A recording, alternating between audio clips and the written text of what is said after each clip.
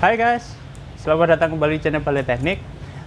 Di minggu ini saya akan kembali mereview sebuah produk, dan kali ini produk yang akan saya review itu produk alat kebutuhan rumah tangga atau mesin untuk kebutuhan rumah tangga, yaitu parutan kelapa mini. Mau seperti apa atau bentuknya seperti apa? Nih, besar sekali ya. Nah, seperti ini. Atau seperti apa mesin produk parutan mini ini, tetap simak di channel Balai Teknik ya.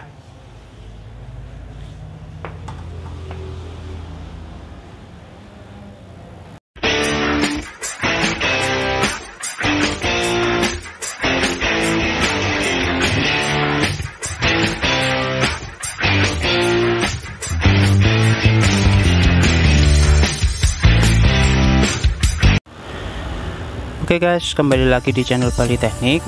Di minggu ini saya akan mereview atau membahas sebuah produk mesin parutan kelapa mini dengan bodi stainless. Sekilas kalau dari segi mesin ini, sebenarnya dari segi berbagai bentuk dan berbagai macam tipe sebenarnya bermacam-macam. Cuma dari segi modelnya dan bentuknya kurang lebih seperti yang ada di gambar ini. Jadi mesin parutan ini menggunakan mesin dinamo listrik atau menggunakan dinamo pompa air. Dan dari segi pembuatannya, sebenarnya ini pembuatannya ini home industri atau buatan lokal. Cuma meskipun buatan lokal, tapi dari segi kualitasnya sangat bagus, mengingat dari segi bodinya di sini bodinya bodi stainless ya. Nah, seperti ini. Nah, bodi rangkanya ini bodi stainless. Jadi pada saat dipakai atau digunakan pun tidak mudah berkarat. Nah, seperti ini. Terlihat bahwa dari segi bodi pompanya ini atau bodi parutannya ini terbuat dari bahan stainless. Kemudian dari segi daya listriknya memang tidak terlalu besar. Dari segi daya listriknya sebenarnya di sini kurang lebih dari segi kapasitas listriknya, yaitu kurang lebih sekitar 200 atau 300 watt. Sebenarnya tergantung dari pemakaian. Nah, parutan ini sebenarnya kalau dari segi teknik memarutnya sebenarnya tidak jauh beda dengan parutan-parutan yang lain. Cuma bedanya di sini memang dikemas atau didesain dengan bentuk yang mini. Jadi kebanyakan umumnya parutan jenis-jenis parutan kelapa di sini biasanya bentuknya besar. Cuma dari segi bentuknya di sini modelnya mini. Dan kalau kita lihat dari segi roll pisaunya, parutannya, bahannya juga terbuat dari stainless.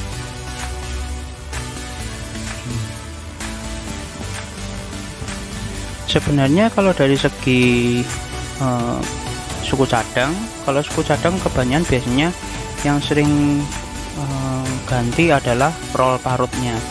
Sebenarnya ada dua cara untuk mengganti roll parut ini. Pertama, bisa diganti spare partnya, roll parutnya ini bisa dilepas, kemudian atau bisa digunakan lagi atau dibikin lagi titik-titiknya ini. Nah, sebenarnya titik-titik dari parutan ini biasanya kalau dipakai terus-menerus memang cepat habis. Kembali lagi tergantung dari kebutuhan. Kalau misalkan tidak mau sulit atau ribet, ya spare partnya tinggal ganti aja dengan roll yang baru.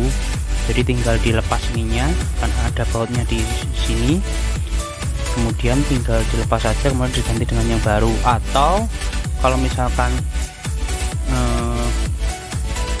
misalnya mau tidak mau lepas solnya, ya bisa ditambahkan titik-titiknya ini di tukang besi atau tukang las. Jadi bisa ditambah titik-titik parutnya atau mata parutnya. Oke, kemudian dari segi spesifikasinya ya kurang lebih sama ya. Sebenarnya kalau dari segi dinamonya ini menggunakan dinamo pompa air. Dinamonya ini sebenarnya mau menggunakan tipe atau mereknya ini bermacam-macam. Sebenarnya tergantung dari pemasangan atau perakitannya. Sebenarnya banyak macamnya sih, untuk tiap-tiap merek dinamo ini bermacam-macam. Cuma saya ambil satu contoh ya, seperti ini dinamo pompa airnya kurang lebih seperti ini. Dinamo pompa air ini maksudnya yang dilepas adalah bodi pompanya. Kan kita tahu dari bentuk pompa air yang kecil ini biasanya kan di sebelah kanan di sini kan ada bentuk semacam pompa, bodi pompa. Nah, bodi pompa yang tidak dipakai bisa dilepas kemudian dirakit difungsikan lain, yaitu digunakan untuk memarut kelapa. Nah, dari segi spesifikasinya kurang lebih ya seperti ini. Voltasenya 220, kecepatannya RPM nya 2800, dari segi outputnya atau listriknya kurang lebih sekitar 300 watt seperti itu. Kemudian ini ada tombol on off nya, ada switchnya. Nanti saya coba ya untuk dari segi tes suaranya.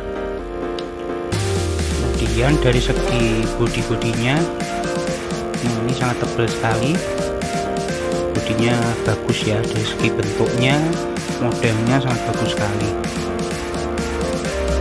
seperti itu. Kemudian dari segi harga, dari kisaran mesin parutan mini ini sebenarnya bermacam-macam atau bervariasi, tergantung dari model rangka atau model bentuknya, bermacam-macam. Dari kisaran harganya untuk mesin parutan ini kisaran antara 200 sampai 350.000. Cuma tergantung dari tiap bentuk-bentuknya dan model-modelnya. Sekarang banyak sekali home industri atau buatan-buatan lokal yang membuat mesin parutan mini ini. Soalnya karena dari segi bahannya tidak terlalu mahal, kemudian dari segi mesinnya ya juga tidak terlalu mahal. Jadi dari segi teknik pembuatan mesin parutan ini ya tidak terlalu sulit.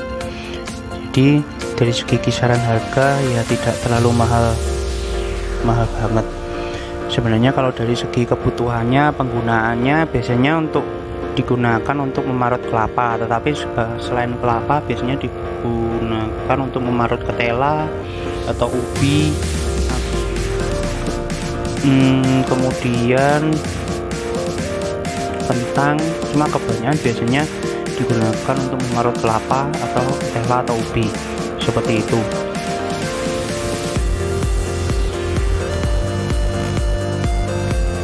Kemudian dari segi pengetesannya nanti saya akan tes suaranya, kemudian dari segi putarannya seperti apa. Tetap simak di channel Bali Teknik ya, dan jangan lupa like dan subscribe. Oke, untuk pengetesan mesin parutan mini saya akan ngetes dari segi suaranya seperti apa, kemudian putaran parutnya seperti apa. Dan sebelum saya menyalakan, saya akan memberitahu kalau untuk menyalakan mesin ini harus hati-hati, hindari dari jangkauan anak-anak. Biasanya kalau untuk kebutuhan buat rumah tangga, biasanya untuk memarut kelapa, nah biasanya harus diperhatikan pada saat memarutnya. Jadi harus hati-hati dari segi memarut kelapa ini. Oke, ini saya akan tes dari segi suaranya.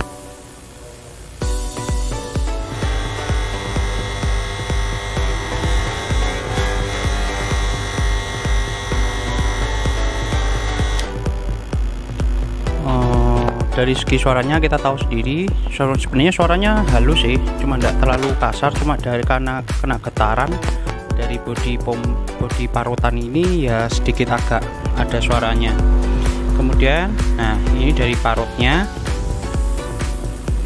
Nah ini, jadi untuk memarutnya saya rekomendasikan untuk hati-hati untuk menggunakan parutan mini ini.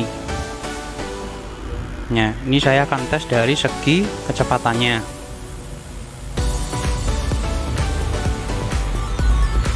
Terlihat ya bahwa dari segi putarannya ini sangat cepat. Jadi untuk tingkat teknik untuk memarutnya ini, hasil untuk parutan kelapa dan ubi ini sangat halus. Biasanya setiap kebutuhan rumah tangga di sini biasanya untuk memarut kelapa ini, biasanya untuk kelapanya sendiri harus dipotong-potong kecil-kecil dulu supaya dari teknik untuk memarutnya ini lebih mudah. Jadi tidak terlalu besar tidak terlalu besar potongan-potongan kelapanya. Sama juga dengan ketela, kurang lebih seperti itu dari segi pengetesannya. Kemudian dari segi putaran kecepatan parutan dan dari segi suaranya. Itu tadi dari segi pengetesan tes mesinnya, kemudian dari segi suaranya, kemudian dari segi putarannya. Kemudian dari segi untuk perawatannya, yaitu ketika pada saat setelah dipakai atau sudah dipakai, sebenarnya ada dua cara untuk membersihkan, khususnya di bagian roll parut seperti ini. Jadi untuk membersihkannya menggunakan kuas. Jadi untuk membersihkan sisa-sisa parut ini menggunakan kuas, cukup dibersihkan menggunakan kuas saja. Jadi sisa-sisanya ini akan hilang. Kemudian yang kedua, menggunakan air hangat. Air hangat di sini bukan berarti mesin parutan ini disiram, itu bukan. Maksudnya di sini adalah tetap dikasih kuas, tetapi harus dicelupkan dengan air hangat, kemudian dibersihkan sela-selanya di sini, sela-sela titik-titiknya pisaunya roll parut ini, supaya sisa-sisa dari parutan kelapa ini akan hilang sebenarnya. Jadi tidak perlu sampai dibersihkan atau dicuci roll parutnya ini. Jadi takutnya kalau misalnya dicuci, takutnya kena dampak ke bagian dinamonya. Soalnya dinamo ini rentan terhadap air, takutnya berbahaya. Itu. Kemudian itu sih perawatannya dari segi mesin parutan kelapa mini. Sebenarnya tidak terlalu sulit untuk perawatannya. Jadi kalau misalkan ada